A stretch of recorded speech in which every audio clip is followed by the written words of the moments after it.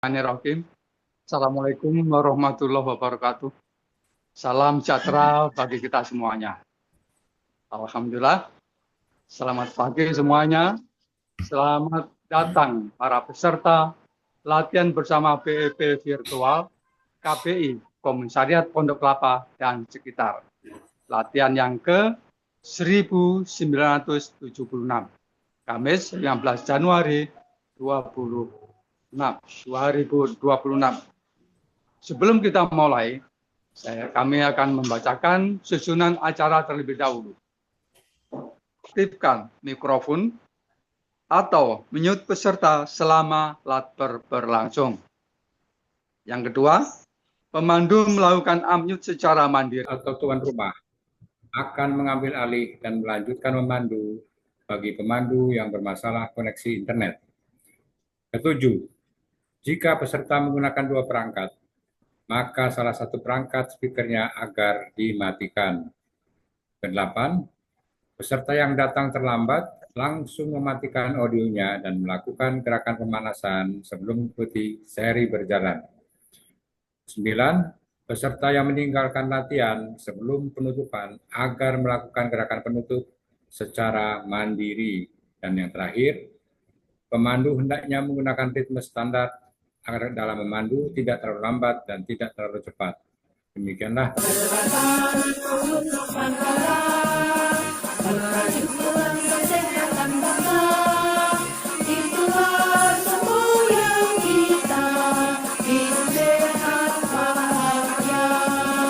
Berpikir positif, berlatih aktif, pantang 30 seri setiap kali. Marilah berpikir seri setiap kali. Berpikir positif, berlatih aktif, pantang 30 seri setiap kali. Salam sehat. Salam sehat. Salam sehat. Salam sehat. Salam sehat. Salam sehat. Papers Sehat, bugar, produktif, bahagia, luar biasa. Yes. Satu, Ibu Liswi Sojo dari Rumah Sehat BPPT. Kedua, Bapak Denny Yuniandri dari Rumah Sehat Cimanggu Bogor. Ketiga, Ibu Sumira dari Rumah Sehat Pogel 7. Keempat, Bapak Singge dari Rumah Sehat Satria Purwokerto. Kelima, Ibu Siti Sari dari Pogel 11. Dan yang keenam, Bapak Sugiarto dari Pogel 1. Silakan Pak Gali dilanjut. Ibu Ning dan Bapak Amiruddin. PK pemandu, saya sendiri dan Bapak Kelly. Dibawakan oleh Bapak Dr. Khairil Anwar dari LKR. Temanya BEP dan pencegahan sarkopenia. Lanjut.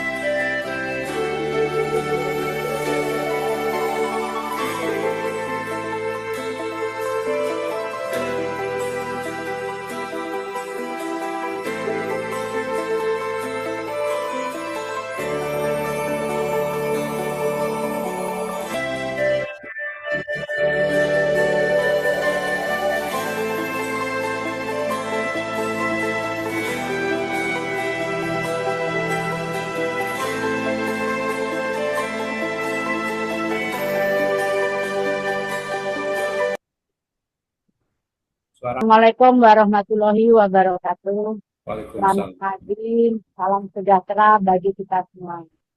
Saya hari ini, pagi ini, diminta untuk menjadi pemandu pertama. Dengan demikian juga akan memberikan tes tentang BEP.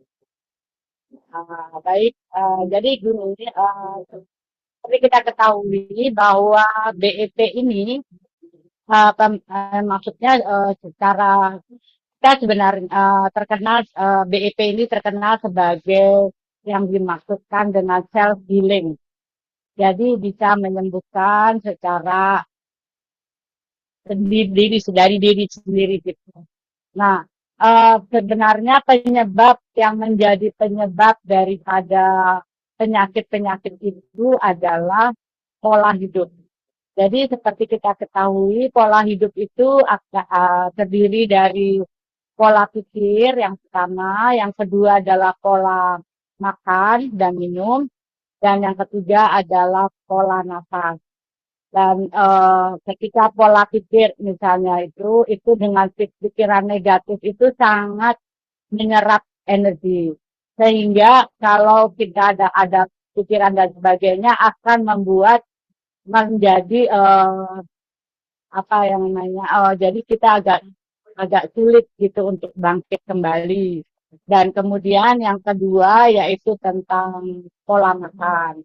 Dan pola makan itu akan tergantung kepada apa namanya apa yang kita makan yang pertama, yang kedua yaitu akan tergantung kepada bagaimana kita makan, waktunya berapa kali kita makan, dan yang ketiga bagaimana kita makannya. Dan yang kemudian pola hidup yang ketiga yaitu pola nafas ya. Jadi bagaimana kita pernapasan, kita sudah tahu bahwa menjadi 3 pola makan, pola nafas segitiga itu ya. Nah, pada saat ini kan saya akan lebih banyak menyoroti kepada pola makan. Nah, pola makan yang pertama yaitu tentang apa yang kita makan. Memang yang menjadi standar adalah 4 sehat 5 sempurna. Nah, dari 4 sehat 5 sempurna itu berarti kita akan memperhatikan kepada apa yang kita makan gitu ya. Karena dengan apa yang kita makan itu akan bereaksi dengan oksigen, dengan hasil pernapasan kita menyerap pernapasan kita itu akan bereaksi dan akan menjadi energi. Nah, kemudian bisa saya share ini ya.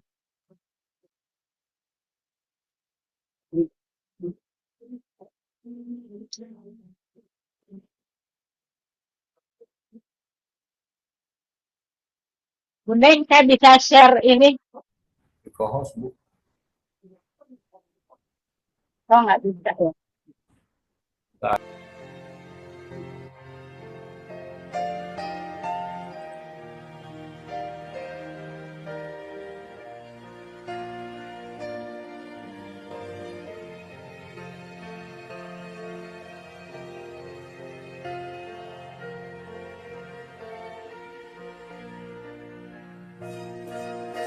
Wah, kita mulai ya.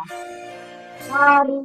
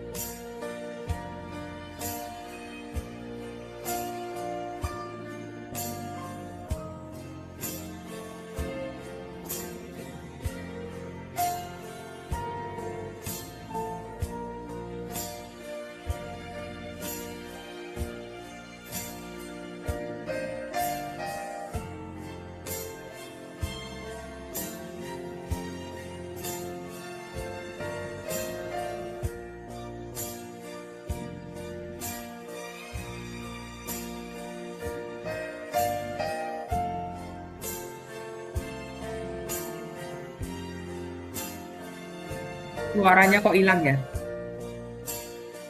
Lama. Hilang suaranya. Nggak apa-apa, pakai saya aja ya. Lanjut, Bu Lis. Oh ya, udah, monggo.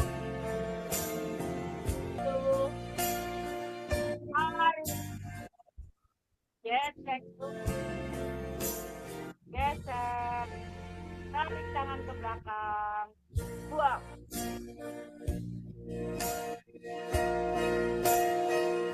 Satu, dua, tunduk jauh, tarik, ambil kening, terus, gesek kuping, tarik tangan ke belakang, buang.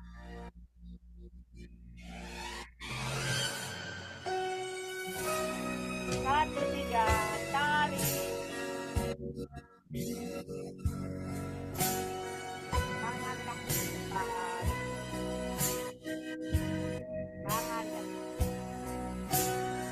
perut. Hidung. Perut. Dagu. Gesek terus. Gesek. Tarik tangan ke belakang, buang kanan.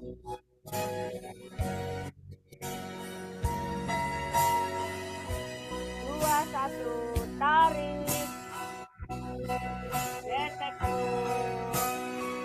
Gesek. Tarik tangan ke belakang, buang.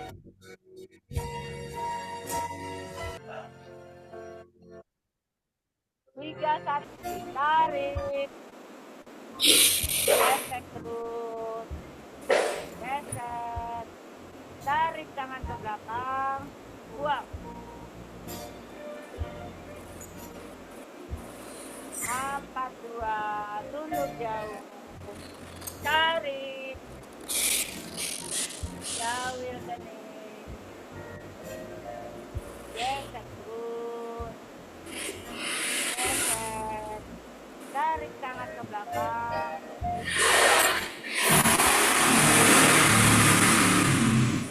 Empat, tiga, tarik. Tangan kaku ke depan. Bentur ke atas kepala. Perut.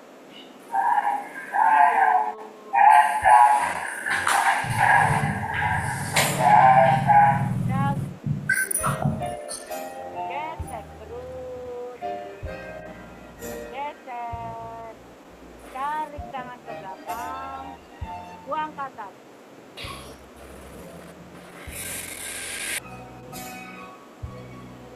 Atur nafas, tarik buang ke belakang. Tarik.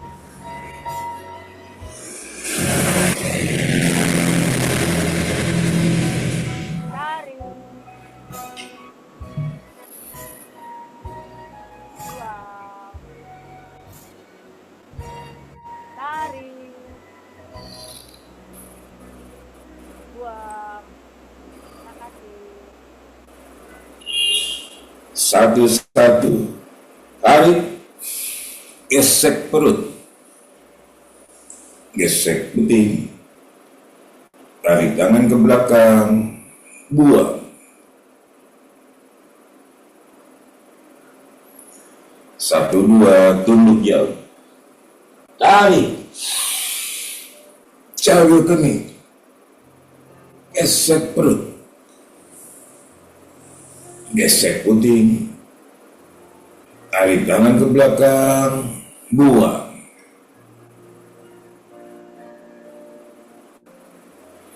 Satu, tiga. Tarik. Tangan kaku ke depan. Lentur ke atas kepala. Perut. Hidung. Perut. Dagu. Gesek perut. Gesek putih. Tarik tangan ke belakang. Buang ke atas.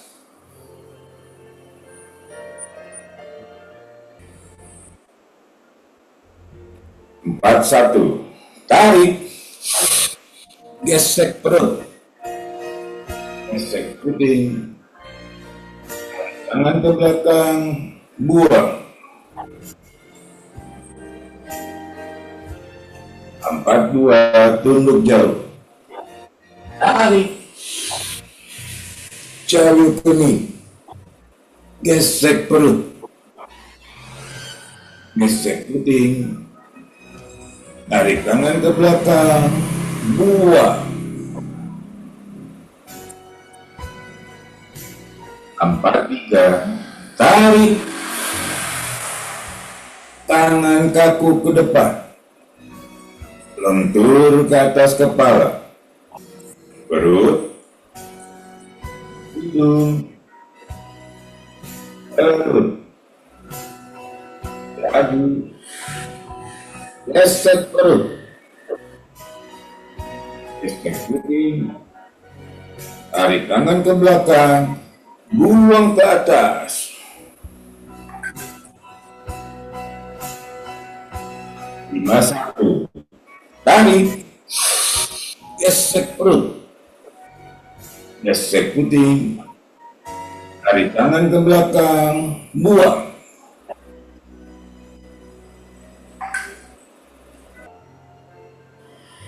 Turunkan perlahan. Atur nafas 3 kali. Tarik. Buang.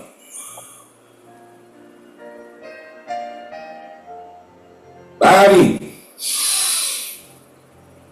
Buang. Tarik. Buang. Terima kasih.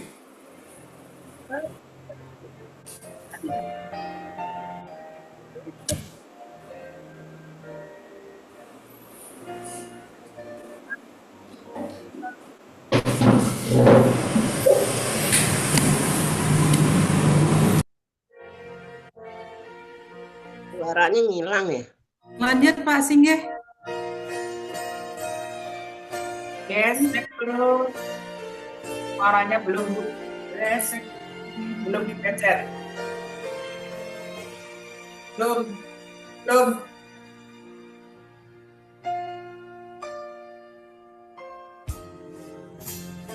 3.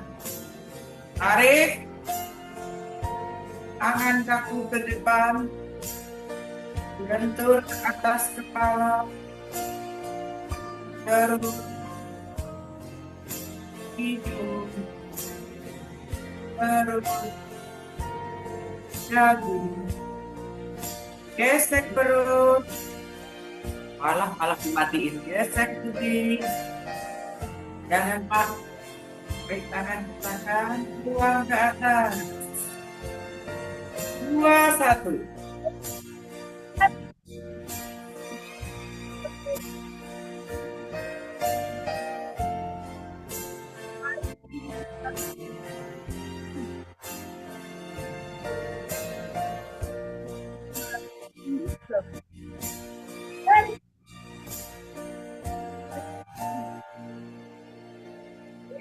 Gesek perut.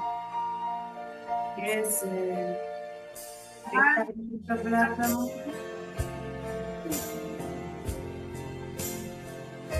2, 3. Tarik. Tangan kaku ke depan. Lentur ke atas kepala.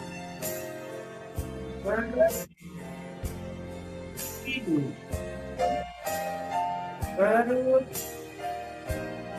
Dagu. Gesek perut. Gesek puting. Tarik tangan ke belakang. Tangan.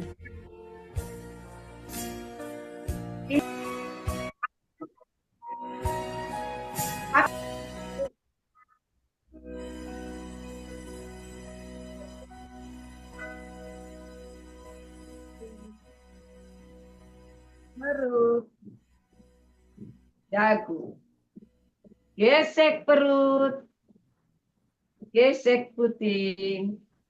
Tarik tangan ke belakang. Buang.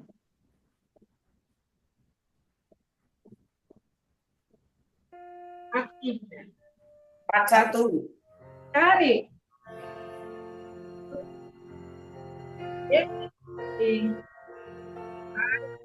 Belakang. Buang. Jauh. Tarik. Jauh sini.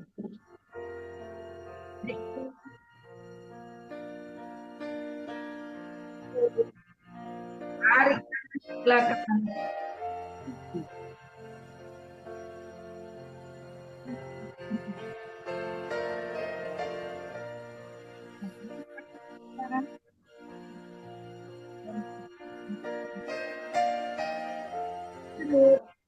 Baru tidur.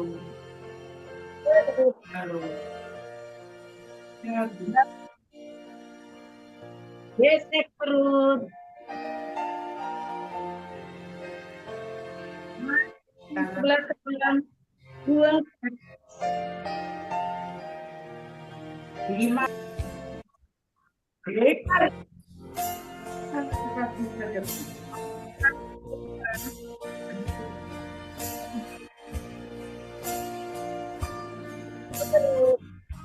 Itu.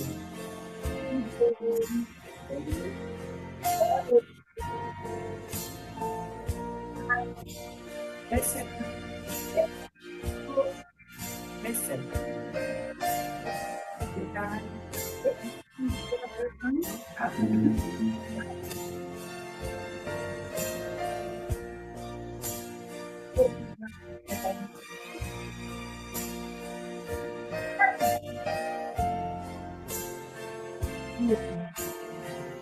Tarik.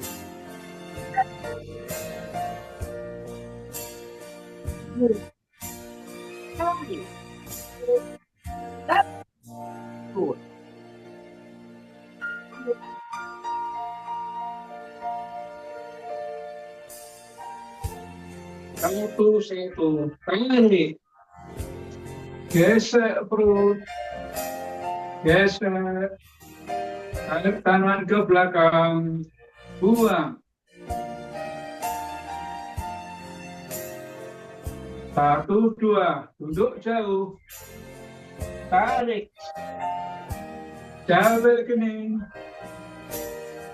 gesek perut, gesek, tarik tangan ke belakang, buang. 1, 3, tarik. Tangan kaku ke depan. Lentur ke atas kepala. Perut. Hidung. Perut. Dagu. Gesek perut. Gesek. Tarik tangan ke belakang. Buang ke atas. 2, 1, tarik. Gesek perut. Gesek. Tarik tangan ke belakang. Buang. 2, 2, tunduk jauh. Tarik. Jauh gini. Gesek perut. Gesek. Tarik tangan ke belakang. Buang. 2, 3, tarik. Tangan kaku ke depan. Lentur ke atas kepala. Perut. Hidung. Perut. Dagu. Gesek perut. Gesek. Tarik tangan ke belakang. Buang ke atas. 4, 3. Tarik. Tangan kaku ke depan. Lentur ke atas kepala. Perut. Hidung. perut, jatuh, gesek perut, gesek, tarik tangan ke belakang, buang ke atas. 5-1, tarik, gesek perut, gesek, tarik tangan ke belakang, buang. Turun perlahan, atur nafas 3 kali, tarik buang, tarik, buang, tarik, buang, tarik, buang. Terima kasih.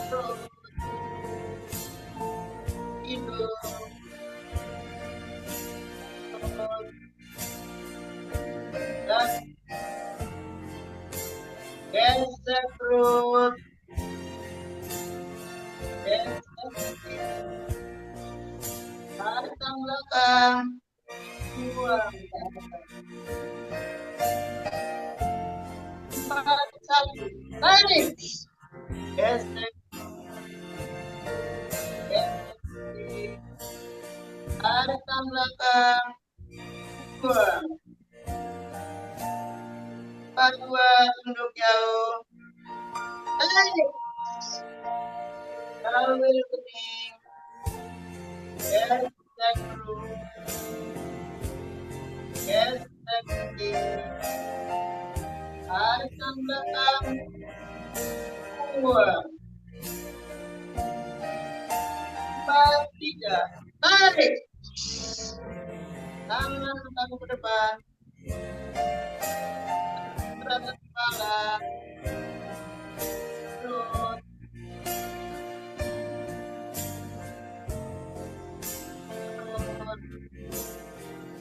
dagu, gesek perut, gesek kaki, tarik ke belakang, buang, 5, 1, tarik, gesek, gesek, tarik ke belakang, buang, 5, 2, hidup jauh, tarik, bawel kening, gesek kening,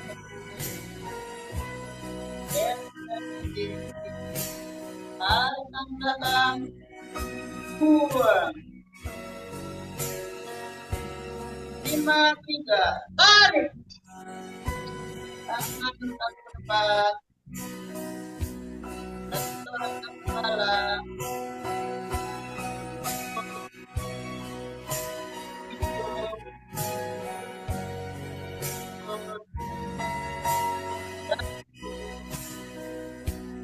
gesek perut, gesek kaki, tarik ke belakang, buang ke atas, 4, tarik, buang, tarik, buang, tarik, buang. Terima kasih. Satu-satu. Tarik. Gesek perut.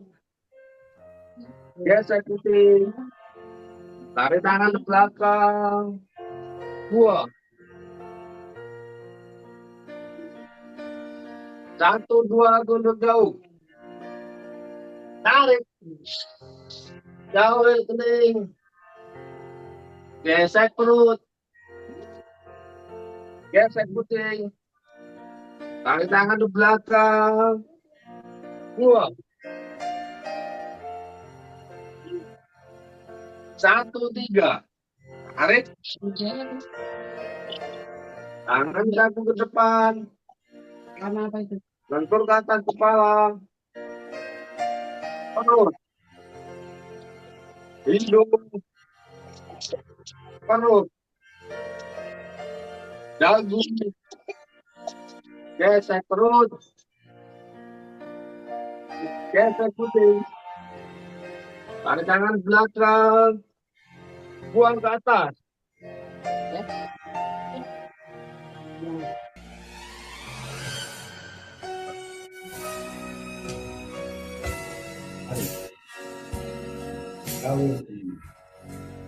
Gesek perut, gesek putih, Tarik tangan belakang. Buang. 4, 3. Tarik. Tangan kaki ke depan. Lentur ke atas kepala. Perut. Hidung. Perut.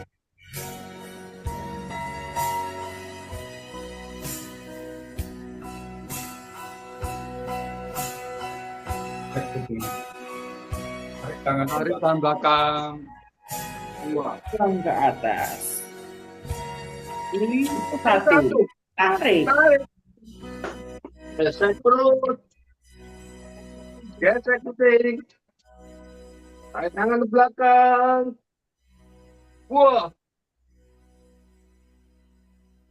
5, 2, tunduk jauh. Tarik. Awil kening. Gesek perut. Gesek puting. Tarik tangan ke belakang. Buang. 5-3. Tarik. Tangan kaki ke depan. Bentuk atas kepala. Perut. Hidung. Perut. Dagu. Gesek perut. Gesek puting. Tarik tangan ke belakang. Buang ke atas.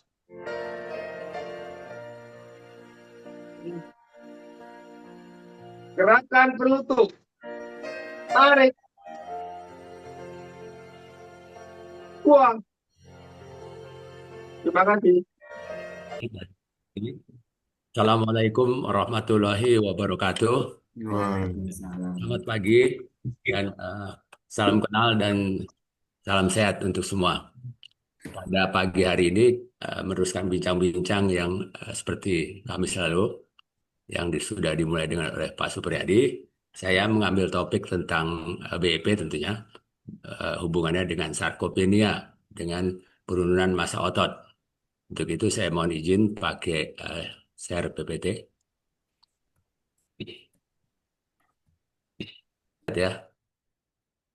Membahas tentang BEP dan sarkopenia, penurunan massa otot pada lansia. Ini merupakan studi pendahuluan atau studi pustaka lah, kajian pustaka yang nantinya kita berapa kegiatan saya KR akan melakukan studi tentang BEP terkait dengan posisi berdiri dan yang lainnya tentunya berhubungan dengan otot. Kita mulai yang pertama, kita lihat tentunya kita melihat buku baku kita TOB ya, salah satunya TOB, The Origin of Bioenergy, di mana kedudukan otot ini. Kita lihat dalam anatomi tubuh manusia ada 12 sistem yang tertera di sana, mulai dari sistem kerangka, sistem otot, sistem peredaran darah, pencernaan. Di halaman berikutnya, di halaman 206-207, ada juga sistem nafas, sistem saraf, dan lainnya. Nah, dari sistem-sistem ini diidentifikasi berapa penyakit yang dapat disembuhkan oleh BEP dan juga mungkin membantu BEP penyembuhan penyakit tersebut. Sistem peredaran darah misalnya diidentifikasi di buku itu seperti hipertensi, leukemia, sakit jantung. Kalau sistem pencernaan misalnya hepatitis, MAH, dan demam tiroid. Nah, tapi ada berapa sistem yang disebutkan di situ masih belum diidentifikasi penyakit-penyakit yang ada di dalamnya. Salah satunya adalah sistem otot ini, ya kita lihat sistem otot. Nah, kalau kita lihat di sini dikatakan ya otot adalah sistem yang memungkinkan manusia bergerak sehingga dapat melakukan aktivitas. Tentunya sangat berpengaruh. Ini tentunya nanti akan ada pengaruh dari aktivitas manusia. Kita lihat penyakit otot pada geriatrik, pada lansia, ini istilah untuk dokteran. Yang utama adalah sarkopenia. Kita tahu sarkopenia ini didefinisikan dengan hilangnya massa otot, massa seperti volumenya atau bobotnya, dan juga kekuatan otot yang berhubungan dengan lansia. Makanya ini karena berhubungan dengan usia, kadang-kadang tidak dianggap sebagai penyakit, dianggap juga natural saja. Nah, kita lihat istilah sarkopenia ini, ya kalau penurunan massa otot tentunya sudah tahu, kita sudah lama. Istilah sarkopenia ini dimulai dipakai sejak tahun 1989 oleh penelitinya kedokteran, Dr. Irwin Rosenberg dari Tufts University. Dan ini sarkopenia ini berasal dari kata Yunani, saya juga baru tahu, ya. Yang sark ya, artinya otot, dan penia artinya kehilangan atau berkurang. Sebetulnya kehilangan sebetulnya. Berkurang massa otot tersebut. Nah, kalau kita lihat informasi yang ada, uji klinis tentang sarkopenia ini baru dikembangkan sejak 2010 oleh European Working Group on Sarcopenia untuk older people. Juga telah berkembang sekarang di Asia dan juga khususnya Indonesia. Meneliti tentang sarkopenia banyak dilakukan. Kita lihat lagi. Nah, berhubung dengan massa otot, ya, kita coba lihat ada satu video dari guru besar kita, ya, tentang posisi berdiri berhubungan dengan otot. Kita coba tengok ya, potongannya saja ini. Ini sangat bagus, Bapak. Ini sangat bagus untuk otot tubuh kita. Jadi jangan hanya latihan sambil duduk, coba latihan sambil berdiri beberapa kali aja, nggak usah terlalu lama. Monggo, Pak. Nah, itu himbauan guru besar tentang otot, tentang latihan berdiri juga, bahwa otot sangat baik untuk penguatan otot. Kita lihat.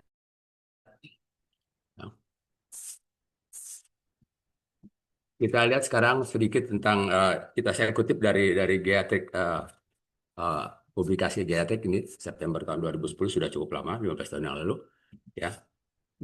Bertambahnya usia menyebabkan massa dan kekuatan otot berkurang, ya. Dikatakan pada usia 75 tahun diperkirakan 50% otot kita, ya, kalau kita hidup sampai 75 tahun, massa otot kita sudah 50% hilang, ya, karena sarkopenia ini. Dan juga itu tidak sekaligus tentunya, secara perlahan-lahan, ya. Dan kita coba lihat ya hubungan, ini tabelnya saya kutip, ya, hubungan antara usia dengan berapa indikator di tubuh kita. Yang pertama otot, yang kedua jaringan lemak, yang ketiga tulang, ya. Di sini healthy people, di sini individu yang muda disebut 35 tahun, di sini senior yang 75 tahun. Ototnya kalau pada waktu umur 35 tahun, sekitar 30% dari berat badan kita, otot kita itu terbuat dari 30%. Pada umur 75 akan menjadi 15%. Terjadi penurunan yang cukup signifikan. Nah, sementara pada lemak naik 2 kalinya, dari 20% dari tubuh kita menjadi 40%. Nah, sedangkan tulang, ya, tidak terlalu sedikit, 10% dengan 8%, tapi jangan lupa bahwa tulang itu yang menurunnya adalah kekuatannya, ya. Kita kenal dengan ada rapuh tulang dan sebagainya, ya. Kita lihat berikutnya, kalau kita lihat secara umum gejala sarkopenia ini, gejalanya adalah mencakup kelemahan dan kehilangan stamina. Biasanya karena kita semakin tua, stamina-nya biasanya juga akan berkurang, sehingga mengganggu aktivitas fisik. Juga perlu diketahui, kelemahan otot ini muncul bisa juga dengan ada pemicunya tiba-tiba berkaitan dengan kondisi atau melakukan pengobatan. Misalnya stroke juga bisa mempercepat penurunan massa otot, ya. Jadi ada percepatan dengan adanya kondisi tertentu seperti sakit dan pengobatan. Coba kita identifikasi sarkopenia yang paling penyebabnya, ya, adalah penurunan jumlah sel saraf yang bertanggung jawab mengirim sinyal dari otak ke otot. Makanya banyak kita lihat, ya, kalau bisa lansia selain ototnya juga dilatih otaknya, ya, melatih seperti mengisi TTS, mengingat sesuatu, supaya antisinkron antara pelatihan otot dan pelatihan otak. Yang kedua, penyebab sarkopenia ini konsentrasi beberapa hormon yang rendah, seperti hormon pertumbuhan tentunya, testosteron, hormon untuk seks pria, tidak hanya berhubungan dengan itu seks, tapi berhubungan juga dengan pertumbuhan otot, dan juga insulin, faktor pertumbuhan. Insulin juga bertumbuhan dengan tulang dan otot. Tapi juga kita bisa lihat bahwa penyebabnya juga tidak cukupnya asupan protein dan energi untuk mempertahankan massa otot. Biasanya kalau ini sangat berhubungan, protein ini seperti bagian yang sangat penting untuk mempertahankan otot. Berikutnya kita coba lihat yang mengatasi sarkopenia secara umum. Kita lihat, ya. Yang pertama, latihan resistensi atau resistensi exercise yang melibatkan penggunaan beban, ya, bisa juga tahanan atau mengangkat beban atau melakukan latihan dengan badan sendiri seperti squat dan push up, juga tidak dengan beban tapi dengan kekuatan badan kita, ya. Ya, yang berikutnya juga latihan aerobik. Ini juga aktivitas berjalan kaki, berenang, bersepeda dapat meningkatkan kesehatan kardiovaskular, tapi juga membantu massa otot tentunya, walaupun tidak secara langsung, tapi akan orang yang lebih sehat tentunya akan massa ototnya lebih terjaga. Yang sangat penting lagi adalah asupan protein, seperti saya katakan tadi. Konsumsi protein yang cukup sangat penting untuk membangun, perbaiki jaringan otot.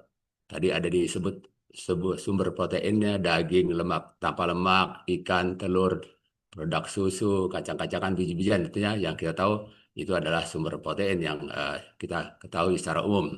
Dan juga suplemen nutrisi. Biasanya dokter merekomendasikan suplemen nutrisi biasanya vitamin D dan kreatinin yang berhubungan dengan pertumbuhan atau mempertahankan massa otot, hubungannya dengan vitamin D dan vitamin K biasanya. Itu secara umum kita lihat cara mengatasi sarkopenia. Nah, ada satu pernyataan dari Dr. Erta Priadi, nggak ada hubungan dengan Pak Subradi ini ya, dokter kesehatan olahraga, dia bilang olahraga beban adalah kunci umur panjang. Disebut oleh dokter tersebut bahwa olahraga beban adalah kunci daripada umur panjang.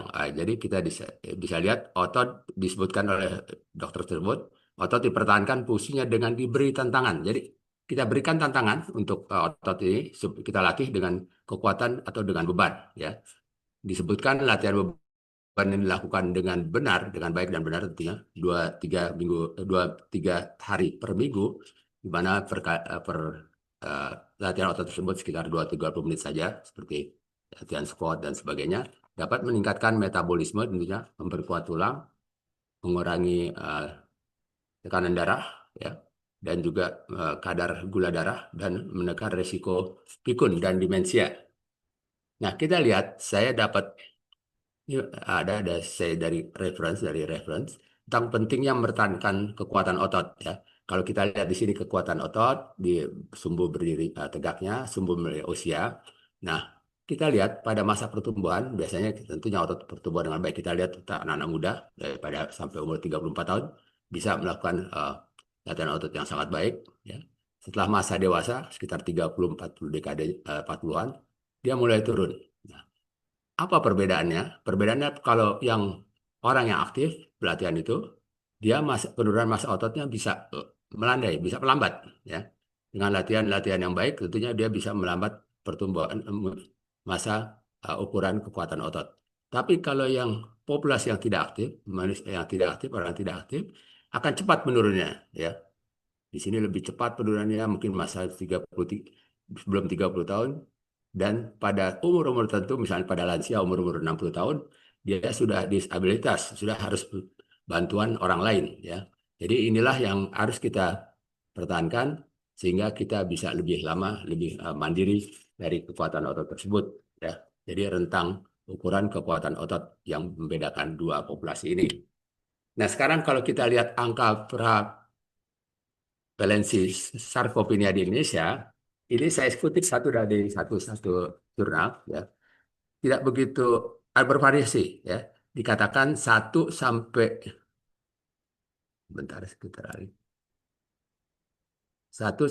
29% untuk yang lansia yang tinggal di komunitas, misalnya tidak disebutkan misalnya di daerah, misalnya di desa atau di kelurahan dan kecamatan atau kabupaten, ya, bervariasi 1 sampai 29. Jadi belum ada statistik yang standar.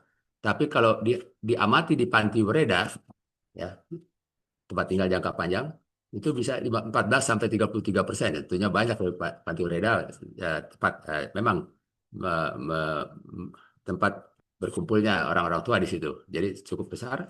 Dan kalau kita lihat lansia yang dirawat di rumah sakit itu ada sekitar 10% dikatakan. Jadi 10% dari populasi lansia yang ada, kira-kira ada 10 perawatan berhubungan dengan sarkopenia.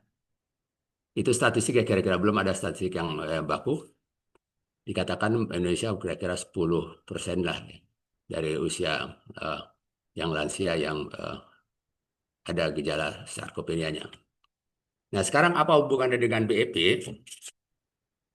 Kita lihat, ya, BEP dengan posisi berdiri, ya. Kalau kita lakukan 30 kali, lebih masuk kategori kardio ringan. Tadi sudah kita lihat, kardio ringan latihan otot murni, ya. Latihan ini fokus pada peningkatan kapasitas pernapasan, aliran oksigen. Pak Khairil salah tulis itu ya, itu posisi duduk itu ditulisnya. Sorry, posisi duduk, sorry. Terhalang ini ada bar hitam ini. Oke. Yang di atas posisi duduk, ya, 30 seri, ya. Jadi kita melakukan kardio, ya, kardio ringan dan fokusnya pada perikatan pernapasan, oksigen, daya tahan jantung, paru-paru, mirip aerobik tapi dengan intensitas rendah. Nah, kalau kita ukur dengan MET ini yang kita tahu adalah metabolic equivalent tax. Jadi ukuran, sebetulnya untuk ukuran mengukur metabolisme, rasio antara tingkat metabolisme kegiatan tertentu dengan kalau kita dibandingkan dengan kalau kita metabolismenya istirahat, pada kondisi istirahat atau katanya duduk, itu satuannya. Jadi kalau dibilang MET-nya misalnya 5 itu untuk jalan cepat, MET 5 itu ukuran metabolisme jalan cepat 5 dibandingkan kalau kita duduk. Kalau jalan cepat atau berlari itu sekitar 10 sampai 11. Nah, kalau kita ukur MET untuk duduk, posisi BP duduk, termasuk aktivitas yang kategorinya masuk rendah. Di situ ada dikatakan kalau 3 rendah, kalau 3 sampai 6 sedang, kalau 6 ke atas ya, tinggi, seperti lari tadi. Terus kalau posisi berdiri, ya kalau kita latihan dengan 50 sampai 20 seri, tentunya ada gerakan squat, di situ ada gerakan jongkok, meningkatkan kekuatan kaki, stabilitas otot inti ini otot perut, otot bokong dan sekitarnya, ya, dan kapasitas paru-paru secara bersamaan tentunya. Dan latihan ini masuk kategori strength training tadi katakan, termasuk pelatihan kekuatan dengan target otot quadriceps, otot paha depan, glute ini otot bokong, dan hamstring ini otot paha belakang. Jadi bagian-bagian paha dan bokong ditingkatkan fungsinya. Ya. Nah, kita juga lihat bahwa diukur kalau MET diukur termasuk aktivitasnya masuk. Kalau posisi berdiri MET-nya ini kira-kira 3 sampai 6, mungkin juga bisa lebih dari 6 kemungkinan, ya.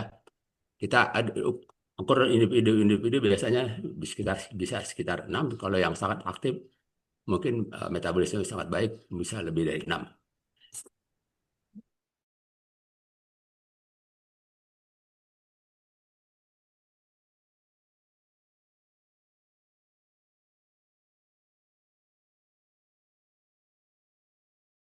Perlambat laju penurunan massa otot pada lansia, yang seperti tadi kita lihat sarkopenia ini secara lebih luas karena adanya kontraksi otot tubuh bagian atas dan bagian bawah. Jadi bagian atas juga berkontraksi, bagian bawah tadi seperti paha dan bokong, ya, sehingga intensitasnya mungkin lebih dari MET-nya bisa lebih dari 3, ya.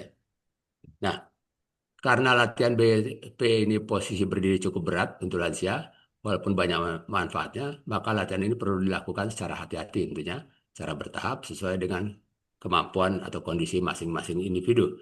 Kita lihat bagaimana secara bertahapnya itu.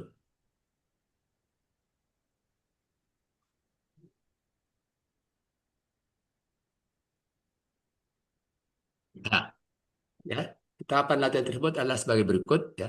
Latihan squat ini bisa dilakukan secara terpisah, jadi tidak dilakukan dengan BP misalnya untuk latihan pertama misalnya dengan latihan chair squat, ya, seperti yang digambar di bawah ada. Jadi dengan bantuan kursi, ya, dan juga wall sit juga dengan bantuan dinding itu bisa memperkuat otot paha. Kalau kita lakukan berapa kali dengan berapa seri tentunya sesuai dengan kemampuan. Dilakukan katakanlah 3 sampai 5 kali per minggu. Ini bisa berkuat otot-otot di sekitar paha. Latihan BP dapat sambil berdiri, ya, saja tanpa tekuk lutut atau jongkok. Jadi bisa juga kita lakukan berdiri BP-nya tapi tanpa pada waktu tanpa melakukan lutut, ya. Atau kalau setelah merasa nyaman atau kalau kita mampu atau tidak masalah dengan kaki, bisa dilakukan dengan lutut sedikit ditekuk, ya. Tidak perlu sampai 90 derajat seperti gambar yang di bawah itu, ya, squat itu. Jadi kita bisa lakukan mungkin sepertiganya saja 30 derajat atau separuhnya 44, senyamannya, ya. Atau dibantu dengan duduk di kursi saat seperti squat yang tadi ini, ya. Tapi tentunya harus dengan hati-hati karena kalau kita buang napas dan sebagainya, konsentrasi kita ke depan, jadi juga kita pastikan bahwa duduknya itu bisa aman, ya. Itulah kira-kira yang saya bisa kontribusi studi pustaka kita ini, studi kajian pustaka, yang nanti tentunya ada kajian-kajian ke depan, kita melakukan kajian yang mengkait dengan posisi berdiri, bagaimana posisi berdiri, bagaimana metabolisme, bagaimana pernapasan dan sebagainya. Kita sudah kumpulkan data tersebut, mudah-mudahan ini bisa dari yang kita lakukan dan juga bisa juga nanti berkait dengan sarkopenia. Nah, baik, terima kasih. Itu yang mungkin bisa sebagai bahan bincang-bincang kita lah. Kalau bisa ada uh, masukan atau pertanyaan atau kita perlu diskusikan terkait dengan BIP kita, silakan Pak Heri dan Pak Kelly. Terima kasih. Saya coba tutup dulu ini. Ya. Terima kasih Pak Hair. Diarahkan ke 90 derajat posisi lutut, posisi ini betis dengan paha. Kalau udah kuat itu baru stand sit. Jadi berdiri dan duduk di kursi yang contoh yang kedua tadi. Itu adalah contoh latihan squat yang sangat efektif. Itu kan ada itu tes.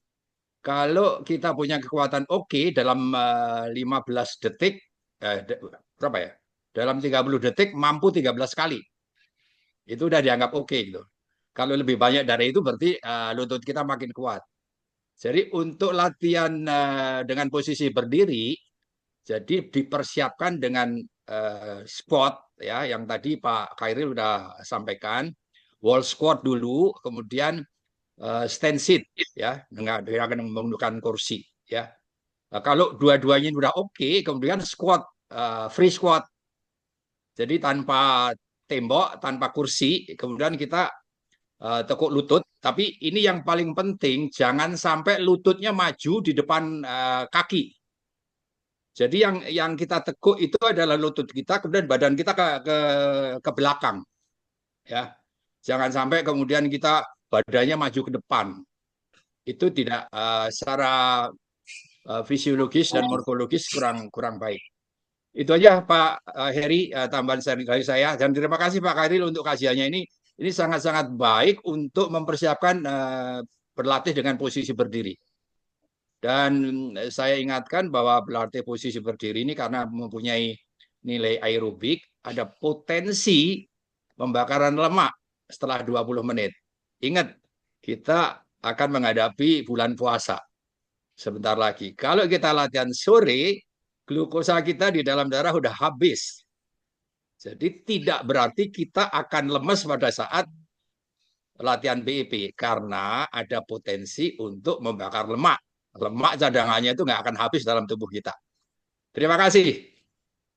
Ya, alhamdulillah Pak Arwid, masukan-masukannya mudah-mudahan sangat bermanfaat buat kita semuanya. Silakan yang lain, mungkin tadi Pak Dr. Usman rupanya tadi mau ini menyampaikan, monggo.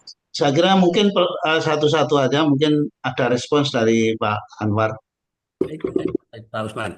Saya mengomentari, memang terpisah itu untuk yang kita mau melakukan terpisah, bisa saja Pak ya, terpisah melatih squat itu ya.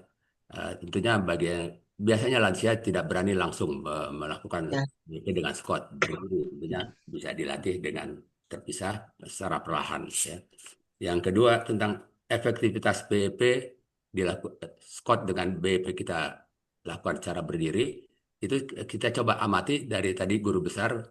Tadi contoh guru besar kita bisa lihat tentang kekuatan otot, peningkatan kekuatan otot dilakukan dengan cara berdiri. Itu kita bisa lihat ke depan tentunya bagaimana BEP dengan berdiri itu berapa besar manfaat yang bisa kita dapatkan dari sana ya.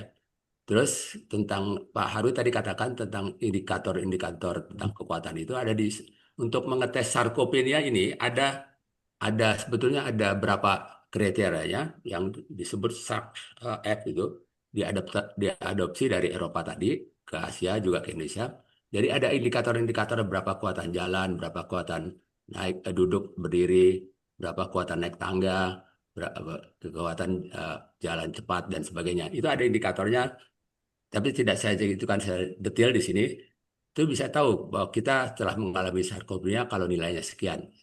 Kita belum sarkopenia atau masih tetap sehat kalau nilainya di atas sekian. Itu ada nilai-nilainya, ada skor-skornya itu untuk mengetahui sudah terkena sarkopenia suatu individu atau tidak. Itu saja mungkin dulu sementara. Sangat mengapresiasi ya pembahasan ini. Ini kan pembahasan awal ya. Pembahasan awal daripada bagaimana BIP itu dampaknya terhadap sarkopenia gitu ya. Dan ini merupakan langsung atau tidak ya, itu ternyata nyambung yang pernah disampaikan oleh Pak Sakti ya. Pak Sakti waktu itu juga menyinggung sepintas ya, sepintas sebagai tutup tahun gitu ya. Dan itu juga saya share ke grup saya karena grup saya ada grup lansia bahwa memang dan ini nyambung saya kira. Dan ini baru awal sehingga sangat-sangat mengapresiasi dan Pak Anwar juga mengutip bahwa bukan ini mengambil dari udara tapi ada sumber atau buku induk kita itu ternyata dengan berbagai macam kelengkapan video dan yang lain-lain itu Pak Ariangga juga sangat menganjurkan itu dan kemudian diteruskan dengan apa yang disampaikan barusan. Memang kita perlu sabar dan saya senang menggunakan istilah Orde Baru dulu. Kita memang harus melakukan sesuatu itu lebih tertib dengan cara harus berencana, bertahap, dan berkesinambungan. Itu istilah Orde Baru dulu ya. Dan ini merupakan tahap awal yang memang perlu diapresiasi dan kemudian kita adakan diskusi seperti tadi Pak Arif menyarankan berbagai macam hal supaya seefektif. Maka dari itu saya tadi sarankan lebih baik langsung aja direspons agar supaya nyambung ya. Dan ini saya mohon kalau bisa setiap kali diskusi perlu saya tidak bicara lebih spesifik terhadap apa yang dibahas ya, tapi secara umum dulu karena di awal-awal ini perlu kita sepakatkan berbagai macam hal. Perlu disepakati bahwa apa yang disampaikan di awal itu perlu direkam ya secara utuh dan kemudian diskusinya juga perlu direkam secara utuh juga dan nanti hasil diskusi ini kemudian akan menjadi masuk ke dapurnya LKR yang kemudian akan menjadi bahan masukan yang luar biasa sangat berharga sehingga nanti endingnya akan kita mendapatkan satu kesimpulan akhir yang akhirnya akan menambah. Jadi dari buku induk tadi memang perlu banyak sekali penjelasan-penjelasan. Salah satu ini hanya salah satu sekelumit aja. Kalau kita coba teliti sedemikian banyaknya apa-apa yang disampaikan Pak Ariangga itu perlu dilakukan tindak lanjut atau penjelasan-penjelasan. Dan ini saya sangat mengapresiasi mengawali ini paling tidak para lansia merasakan betapa apa yang disampaikan Pak dalam hal ini memang sangat berharga. Saya kira dari saya itu aja dan saya sangat mengapresiasi juga perlu terus-menerus diamati bahwa Pak Ariangga memang selalu menggunakan istilah dan berulang-ulang tidak dianjurkan oleh yang berusia lebih dari 50 tahun atau terlatih. Jadi berarti lebih dari 50 tahun itu boleh, tapi terlatih dulu gitu ya. Nah ini Pak Kairawan sudah memulai bagaimana dan kemudian secara bebas Dr. Rusman juga pernah menyajikan bagaimana melatih supaya sebelum berdiri itu karena berdiri itu kalau tidak terlatih diingatkan betul oleh Pak Ariangga jangan melakukan. Nah, melatihnya gimana? Nah ini pelan-pelan nanti kita akan memperoleh dari LKR. Jadi melatih sebelum standing itu ini loh. Nah nanti akan ketemu itu satu saat. Nah ini memang butuh waktu dan butuh masukan dari berbagai sumber. Dr. Rusman, karena waktu itu Dr. Rusman yang paling getol bahwa standing itu sangat luar biasa. Beliau memberikan contoh bagaimana mempersiapkan diri sebelum standing supaya latihan dengan cara seperti ini. Baik itu aja komentar saya sementara Pak Anwar. Terima kasih dan silakan dilanjutkan. Santai dan tidak usah malu-malu. Ya. Siapa yang mau menyampaikan nanti akan dirangkum semuanya nanti.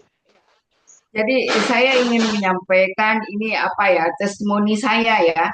Jadi saya Desember tahun 2024 yang lalu saya mulai nggak nyaman dengan lutut, ya, mulai nggak nyaman dengan lutut. Kemudian saya periksakan, terus oleh pihak medis waktu itu saya di laser, jadi satu paket itu 7 kali. Kemudian disarankan untuk saya kalau sholat, jadi jangan memperparah gitu ya. Jadi disarankan saya sholat untuk duduk di kursi. Terus kemudian saya lakukan itu, saya patuhi selama 2 minggu itu saya sholat duduk di kursi. Tapi setelah itu saya merasakan justru kok semakin kaku. Jadi saya semakin saya coba ya setelah 2 minggu saya sholat normal gitu, semakin nggak bisa, semakin kaku. Nah akhirnya saya ingat BP, kenapa nggak saya coba ya? Walaupun jadi saya coba dengan senyamannya. Jadi 5 seri terakhir saya standing. Jadi pada awal mula karena itu kan syaratnya harus lutut ditekuk. Nah, 90 derajat. Jadi pada awal mula saya tekuk tapi tidak mencapai 90 derajat. Jadi saya lakukan senyamannya tapi saya tetap menekuk lutut gitu. Terus saya coba, pokoknya saya rutin sampai sekarang pun saya rutin, Pak Khairil. Jadi 5 seri terakhir tuh saya tetap standing. Ya, alhamdulillah singkatnya ya. Jadi saya udah nggak bermasalah dengan lutut saya, dan yang saya berdoa terus itu saya bisa sholat normal. Alhamdulillah sampai sekarang saya bisa sholat normal, dan kemudian saya menekuk lutut itu sudah rendah. Alhamdulillah. Itu aja sedikit Pak Khairil testimoni untuk standing. Ya, terima kasih Bu Dewi. Monggo Pak Khairil kalau mau di ini Terima kasih Bu Dewi. tanggapin. Testimoni tersebut menunjukkan bahwa kita yang sudah lansia ini mencoba melatih ini dengan posisi berjongkok berdiri. Ya. Dan kita latih juga, tentunya kita latih tidak sekaligus. Mungkin ada kondisi yang harus dilatih dulu di luar sana, di luar gerakan BEP. Ada yang tadi Ibu mulai berani, Ibu langsung tekuk, bisa juga berdiri saja, berdiri tapi kita melakukan gerakan BEP bisa saja, atau mulai ditekuk pakai kursi juga boleh, atau ditekuk tapi posisinya tidak langsung 90 derajat secara 30 atau mungkin 45. Jadi itu memang. Tapi yang saya mau sampaikan lagi, yang apa disampaikan oleh Pak Pado, harus tertib dan terencana, itu tadi betul perlu disiapkan dengan, kalau kondisi lansia harus disiapkan dengan benar acuannya. Kalau belum tahu, coba dilihat dulu, dicoba dengan di luar gerakan BEP. Kalau BEP, gerakan BEP coba berdiri dan seterusnya. Jadi perlu guidance yang jelas lah untuk itu. Itu yang bisa saya tangkap. Silakan. Ya. Ya, terima kasih. Pak Heri. Assalamualaikum warahmatullahi wabarakatuh. Waalaikumsalam warahmatullahi wabarakatuh. Saya ingin menyambung testimoni Bu Dewi ya, tapi sebelum itu saya apresiasi dulu pada Bang Hairil, senior kita di BIP maupun di LKR ya, sudah membawakan satu topik yang benar tadi menurut Pak Padio, bahwa ini awal dari kajian LKR yang terkait dengan otot. Jadi di buku memang hanya menyebutkan sedikit saja mengenai otot. Kemudian guru besar juga di dalam videonya hanya menyebutkan sangat-sangat baik untuk melatih otot gitu. Tapi rahasia di balik kata-kata guru besar dan apa yang ada di buku itu belum banyak terungkap. Jadi melalui makalah Pak Hairil ini kita mencoba membangun satu hipotesis awal, begitu ya. Bagaimana hubungan latihan BEP itu dapat memperbaiki atau mengurangi risiko gejala sarkopenia. Jadi tadi, kenapa ada angka-angka MET ya? MET atau nilai-nilai MET itu sebetulnya salah satu hipotesis yang sedang dibangun oleh Pak Hairil, ya, bahwa ada perbedaan antara latihan duduk dengan MET di bawah 3, kemudian latihan dengan berdiri MET-nya di atas 3. Karena nilai MET itu ya secara hipotetis itu menunjukkan menunjukkan adanya perbedaan metabolisme, ya, yang kemudian mengindikasikan adanya perbedaan kontraksi otot antara duduk dengan berdiri. Nah, kontraksi otot itu nanti hubungannya dengan pencegahan risiko terkena sarkopenia. Jadi sekali lagi yang saya ingin katakan bahwa benar menurut Pak Padio ini adalah langkah awal sebelum kita menguak lebih dalam mengenai penyakit sarkopenia dan bagaimana bisa diatasi melalui latihan duduk, ya, apalagi dengan latihan berdiri. Itu satu. Yang kedua, saran Pak Padio juga sangat bagus, ya, masukan bagi LKR dan juga LPK ini nantinya. LPK Pak Arwid masih ada, ya. Setelah kita lakukan kajian di LKR, ya, dengan menyimak. Ya. Jadi setelah kita lakukan kajian mengenai otot, ya, khususnya mengenai otot berdiri maupun duduk, kemudian kaitannya dengan tadi sarkopenia, maka mungkin ada satu pedoman yang harus kita sepakati bersama, begitu, ya. Bagaimana kita bisa melatih otot paralasia ini baik melalui latihan duduk maupun latihan berdiri, begitu, ya. Jadi ini PR buat LKR yang juga nanti mohon support dari LPK maupun Pak Padio di KBI, bahwa setelah nanti ada hasil kajian ini, mohon ini ditindaklanjuti dengan suatu pedoman yang bisa dilatih bersama dan digunakan secara bersama, ya. Ini sangat bagus, ya, follow up-nya. Ini untuk memberikan semangat lagi, testimoni Bu Dewi itu hampir sama seperti yang saya alami. Jadi saya umur 55 tahun, bahkan 50 tahun itu saya diindikasi kena osteoartritis. Bukan karena penyakit karena kurang bergerak, justru karena over exercise, khususnya saya tenis hampir setiap hari, kemudian saya latihan kardio naik turun tangga, sehingga mengakibatkan justru osteoartritis, begitu, ya. Nah, ini kalau saran dokter pasti istirahat, begitu, ya. Disuruh istirahat, tidak melakukan exercise dan seterusnya. Tapi saya bandel, saya tetap melakukan latihan otot, khususnya untuk latihan BEP ini. Saya lakukan berdiri, tadinya hanya berdiri saja, kemudian bisa tekuk lutut sedikit, dan sekarang sudah alhamdulillah bisa 90 derajat. Nah, yang saya alami, yang saya syukuri seperti Bu Dewi, pada waktu saya mengalami osteoartritis, itu untuk sholat, untuk ruku, itu saya harus pegangan. Pegangan kursi atau tempat tidur, atau saya turunnya tangan duluan, begitu. Itu umur 55, bayangkan. Sudah seperti itu. Sekarang 10 tahun kemudian rasanya lebih bagus, ya, lebih kuat, begitu, otot saya. Naik tangga berapa 3 tingkat nggak masalah, kemudian goes naik tanjakan juga nggak masalah, karena saya rutin melakukan latihan otot baik di dalam latihan BP maupun squat dan seterusnya. Jadi ini untuk penyemangat saja bahwa memang ada dua kunci untuk otot ini. Satu, jangan dimanja. Yang kedua, jangan dipaksa, gitu.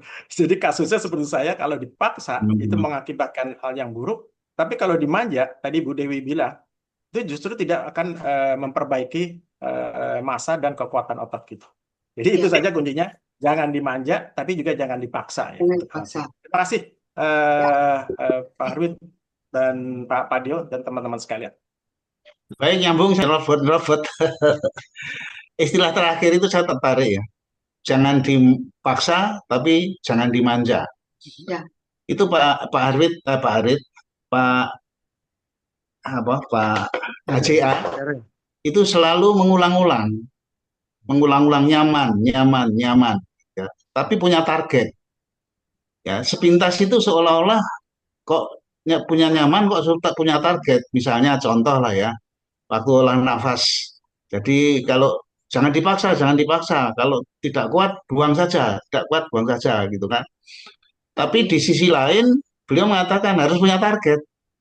Jadi ini mungkin ada kesepadanan istilahnya Pak Fri tadi, ya. Jadi jangan dipaksa, tapi jangan dimanja. Ya.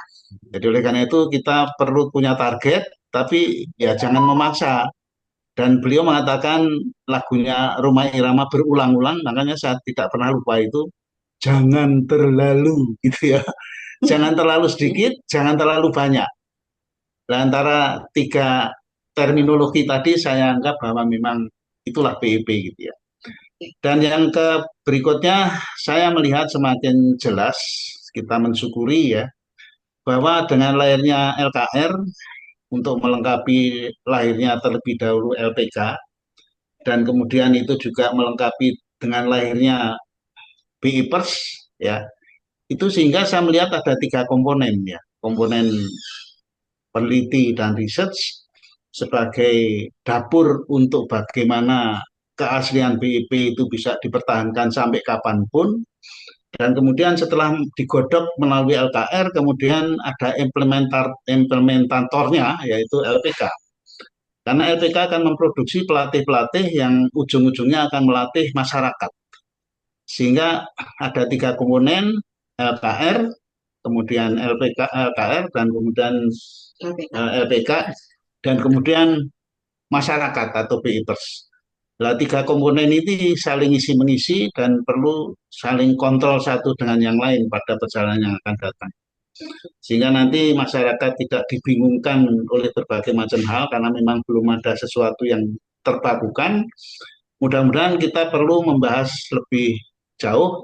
Jadi mohon maaf saya agak, bicara saya agak terlalu makro ya. Tapi tidak apa-apa untuk sebagai kesepakatan aja. Sehingga nanti apabila itu sudah berjalan, insya Allah nanti segala sesuatu akan sangat harmonis ya kita di dalam melaksanakan PIP ini. Dan saya sebagai mewakili para lansia, saya merasakan betul apa yang diceritakan teman-teman tadi. Dan alhamdulillah saya tidak sempat mengalami sholat di kursi ya sampai usia ini. Namun mulai terasa ya, walaupun normal tetapi kenyamanannya berkurang. Dengan pembahasan awal dari Pak Khairil ini mudah-mudahan akan mendorong saya untuk bisa melakukan lebih baik gitu ya. Saya kira itu aja. Terima kasih. Kami kembali. Nih Pak Singgih nih. Nah, yang biasa untuk mengetahui gejala tanda-tanda sebelumnya biasanya dilihat tuh yang berhubungan dengan jatuh, ya, lemas atau jalan yang lambat, kesulitan duduk berdiri, kehilangan berat badan. Nah, beruntung kita telah dibuat suatu tes lanjut atau screening untuk mengetahui dia sudah kena sarkopenia atau tidak dengan yang disebut dengan SARF. Jadi dia ada kuesioner, ada pertanyaan-pertanyaan yang berhubungan dengan itu tadi, dengan berjalan berapa meter berapa waktunya, duduk berdiri, ya, naik tangga, ya, kemungkinan jatuh dan sebagainya. Dan tentunya kehilangan badan juga di monitor. Nah, itu telah ada formulirnya apa? Ada kuesionernya untuk mengukur itu yang disebut dengan ada istilahnya SRECF. F-nya itu untuk yang ini untuk indikasi jalan, untuk naik tangga dan sebagainya. Ini direkomendasikan pertama oleh Eropa, terus diadopsi oleh Asia karena Asia agak berbeda kekuatan individu ini. Juga Indonesia biasanya dimodifikasi dari yang Asia, dimodifikasi sedikit dari ukuran-ukuran itu. Pak Supradi tahu, saya nggak terlalu banyak mengikuti itu. Baik, boleh saya tambahkan ya, Pak Heri, mohon izin. Silakan. Pertanyaan Pak Tontro ini bagus ya, tapi justru praktis ya. Untuk bagaimana kita mengetahui masa otot kita itu cukup ya, kurang atau bagaimana? Nah, secara komersial itu tadi Pak Tontro menyebutkan ada timbangan itu ya. Betul. Timbangan digital itu ya. Bagi saya, karena saya basicnya itu peneliti harus tahu dulu ya ininya mekanismenya gimana nih alat ini. Nah, menurut saya bagi saya itu kurang meyakinkan begitu ya. Kurang meyakinkan karena di situ dengan sekali timbang aja udah bisa menentukan lemak, menentukan parameter-parameter yang lain. Itu algoritmanya gimana? Itu saya belum bisa memahami ya. Tetapi secara klinis masa otot itu bisa diukur dengan X-ray, ya. Kemudian ada alat namanya dinamometer, bukan untuk listrik ya, tapi untuk otot dinamometer. Kemudian juga ada eh, eh, alat-alat yang lain. Itu membutuhkan peralatan di rumah sakit. Yang disebutkan oleh Pak Hairil tadi itu adalah massa otot yang dikaitkan dengan indikator-indikator fungsi. Ya, misalnya massa ototnya sudah berkurang, itu bisa diukur dengan kekuatan gripnya, mengangkat beban, ya. Kemudian kekuatan otot kakinya dengan speed, kecepatan jalan, kemudian juga dengan kekuatannya, apakah naik tanggal 3 dan seterusnya. Itu ada semacam kuesioner. Kemudian yang praktis lagi itu misalnya ada pengukuran apa namanya lengan, ya, lengan yang normal berapa, kemudian kita berapa ininya ukuran lengan, kemudian nanti dikaitkan dengan BMI, body mass index dan seterusnya. Itu kalau dilakukan secara gampangnya, ya.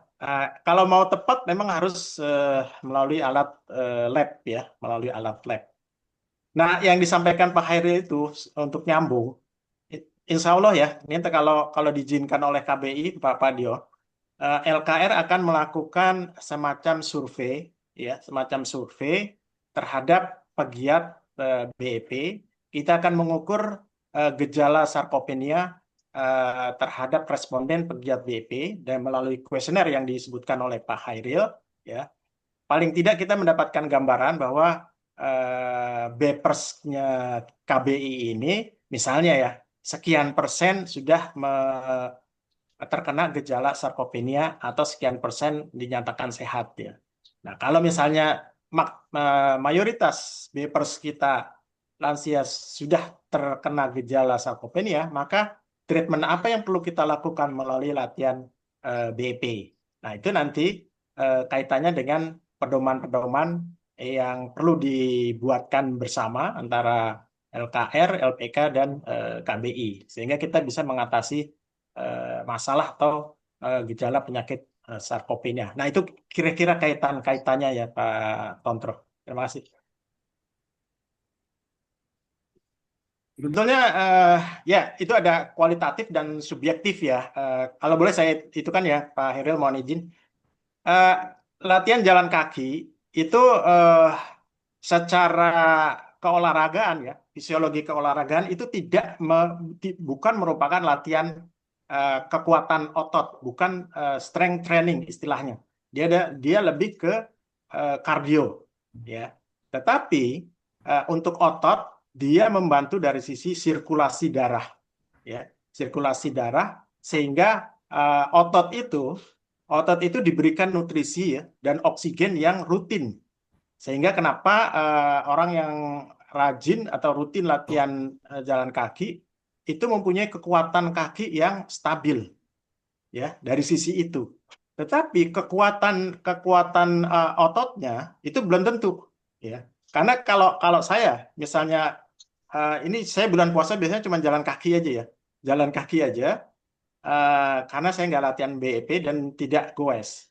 Begitu selesai Ramadan, saya goes ya, dengan tanjakan yang cukup panjang, itu pasti otot paha saya akan nggak kuat gitu ya, atau mengalami sesuatu.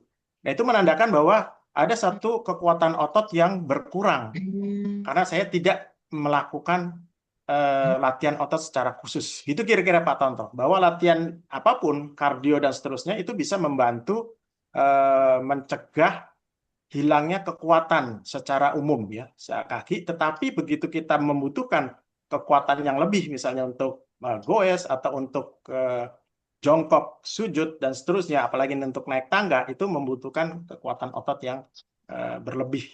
Kira-kira begitu, Pak Tonto. Hairil, begini Pak Hairil, di RS Klinik itu kan banyak BPERS yang usianya di atas 60 sampai 60 tahun. Ya. Kalau BEP dengan standing itu berpengaruh nggak ke lutut? Karena gini, kita mulai bulan kemarin itu sudah melaksanakan BEP dengan standing, tapi yang seri pertama kali ini kita standing. Nah, saya khawatir kalau ya terjadi sesuatu terhadap lutut beliau-beliau itu. Kira-kira kalau tetap dilaksanakan baik apa enggak, Pak? Monggo, Pak. Makasih. Saya pikir perlu kehati-hatian, Pak, seperti yang disarankan tadi. Jadi pada individu-individu ini berartinya secara bertahap ya. Jadi kita bisa lihat dilatih dulu di luar BP ya. Katakanlah ya, dengan tadi sit wall. Dengan sit wall kan hanya duduk menyender ke dinding ya. Itu kuat berapa lama. Itu secara satu terasa itu kuat kalau bisa melakukan squat dengan duduk tadi. Dilatih terus Pak. Kalau sudah mampu baru dilatih yang dengan BP dengan berdiri saja. Jadi bertahap berdiri saja. Kalau berdiri saya pikir kalau sudah duduk berdiri, kalau tidak ada masalah dan kaki bisa dilakukan berdiri saja tanpa menekuk lututnya. Jadi tanpa squat. Setelah itu bisa dilakukan dengan bantuan kursi kalau mau ya. Kalau itu bisa kuat bisa dilepas dengan berdiri saja. Jongkoknya jangan terlalu rendah, jangan 90 derajat, tapi dimulai dengan sedikit. Karena dia penelitian-penelitian di Jepang juga hubungan dengan kehilangan otot, disarankan di sana untuk yang saya lupa 60 atau 70 tahun itu squatnya jangan full, tidak 90 derajat. Disarankan kalau nggak salah di bawah 45. 30 atau 45. 30 derajat. Untuk yang usia 60-70 tahun ke atas. Jadi memang perlu kehati-hatian Pak. Dirasakan jangan langsung lah. Beresiko kalau langsung diajak semua berdiri, langsung apalagi dengan squat. Ya. Jadi individunya bisa merasakan bagaimana dia kemampuannya bisa dilakukan secara bertahap. Itu saja. Terima kasih. Ya, terima kasih.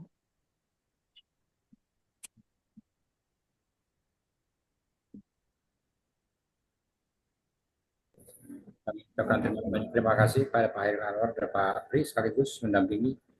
Mudah-mudahan ini akan menjadi satu awal bahwa kita melakukan olah napas olah gerak secara efektif dan bermanfaat bagi kita yang masuk dalam kategori lansia. Kita izin tutup. Berhitung. Wassalamualaikum warahmatullahi wabarakatuh. 5, 4, 3, 2, 1. Wassalamualaikum warahmatullahi wabarakatuh.